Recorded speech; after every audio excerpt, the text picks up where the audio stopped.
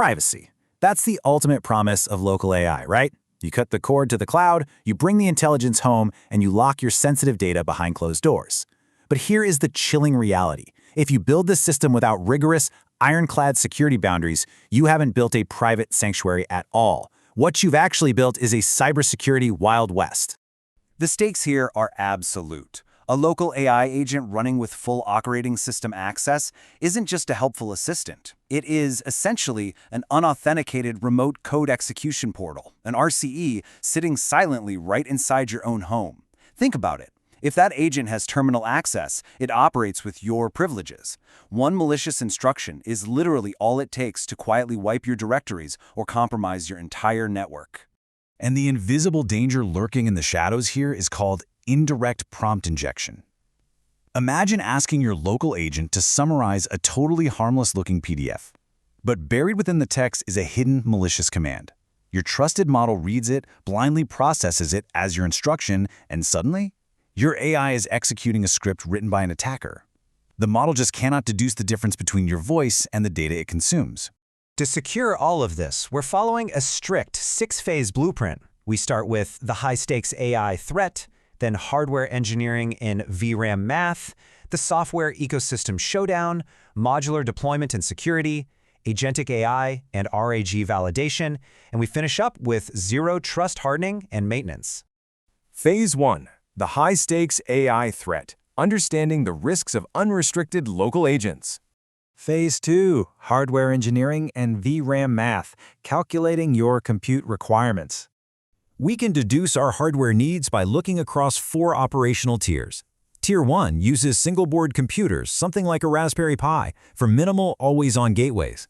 Tier 2 steps things up to consumer GPUs, like the RTX 4060 Ti, for localized document synthesis. But Tier 3, that is where the true laboratory takes shape.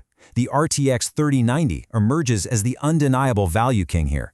It grants you 24 gigabytes of video RAM, which is enough to comfortably run highly capable 35 billion parameter models and orchestrate complex multi-agent pipelines. And then Tier 4 scales all the way up to full enterprise clusters dedicated to synthetic data generation.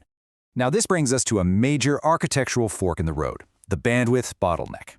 Standard PCs force massive models to split their layers between the GPU and system RAM, shoving all that data through the narrow PCIe interface. It's basically a crippling traffic jam. Apple Silicon takes a radically different path. Their unified memory architecture shares high-bandwidth memory directly between the CPU and the GPU. It allows an M-series Mac to run massive models at speeds a standard PC simply cannot match, without chaining together multiple very expensive graphics cards. So how do you know if a model will even survive on your machine? Well, you don't guess, you calculate. The memory footprint formula requires multiplying the parameters by the quantization bit width, dividing by 8, and adding a 15% overhead. But the model alone isn't enough. You also need the KV cache, the AI's short-term memory. As your context window grows, that KV cache becomes dangerously hungry for RAM. You've got to run these exact numbers before you download anything, and you will systematically eliminate those catastrophic out-of-memory failures. Phase 3. The software ecosystem showdown. Engines versus apps. Notice the stark contrast in software philosophy here. Ollama is strictly CLI first. It operates as an invisible, highly efficient background server designed for developers who require an OpenAI-compatible API. LM Studio, conversely, is a GUI-first visual workstation. It actually shows you your RAM limits before you even hit download. And on Macs, LM Studio leverages the Apple MLX engine, delivering a massive speed advantage over traditional engines. Then we uncover these brilliant edge case breakthroughs like Atomic Chat. Their TurboQuant engine is an absolute masterclass in compression. By utilizing brutal 3-bit quantization and KV cache compression, they radically shrink the model's footprint. Combine that with multi-token prediction, which is guessing several tokens ahead instead of just one, and suddenly the impossible happens. You are running massive 70 billion parameter models on severely constrained hardware using a mere 6 gigabytes of VRAM. It's incredible. Phase 4. Modular deployment and security. Building the foundation.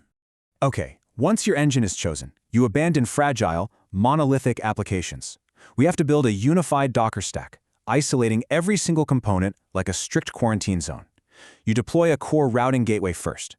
Upon request, it spins up an isolated backend, say llama.cpp for text, or Whisper for audio.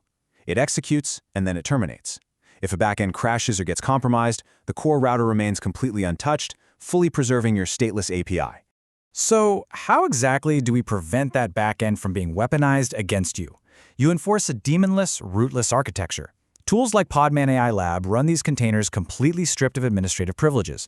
So if a local model goes rogue from a prompt injection, it finds itself trapped in a cell. It has absolutely zero authority to touch your host operating system.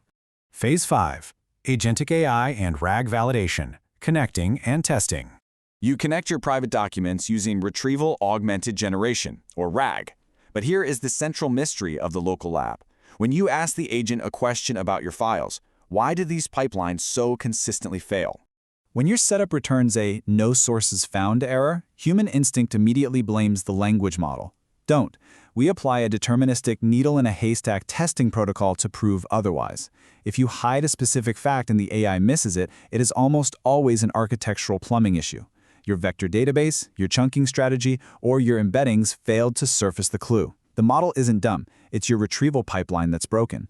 Now, once the data flows, the agents are unleashed. You orchestrate their capabilities securely using the Model Context Protocol, which grants standardized, highly restricted access to external tools. Elite architects take this a step further, deploying frameworks like OpenClaw onto dedicated edge hosts, like a Jetson Nano. This allows autonomous workflows to operate tirelessly in the shadows, 24/7, without ever tying up your main workstation. Phase 6. Zero Trust Hardening and Maintenance, Securing the Perimeter. A true local AI lab demands a ruthless, zero-trust hardening roadmap. First, you deploy a privacy filter to scrub personally identifiable information before it ever hits your logs. Second, sandbox all output paths to kill directory traversal attacks dead in their tracks. Third, enforce strict log rotation. Without it, verbose debug logs act as a silent killer, consuming your hard drive until the whole system crashes. And finally, utilize in-UI tracing for granular, microscopic visibility into what your AI is doing at every waking millisecond. That is how you transition from renting a vulnerability to owning an impenetrable fortress of intelligence. The tools are now in your hands, but the ultimate question remains. When the next generation of autonomous agents comes knocking at your firewall, will your architecture be ready to control them, or will they control you? Cyber Tips Explainer. We make everyday people understand the cyber world around us. Binge on our playlists on a watch marathon to become a cybersecurity expert. Subscribe to this channel, like and share this video with someone you deeply care about to have a foolproof cyber defense.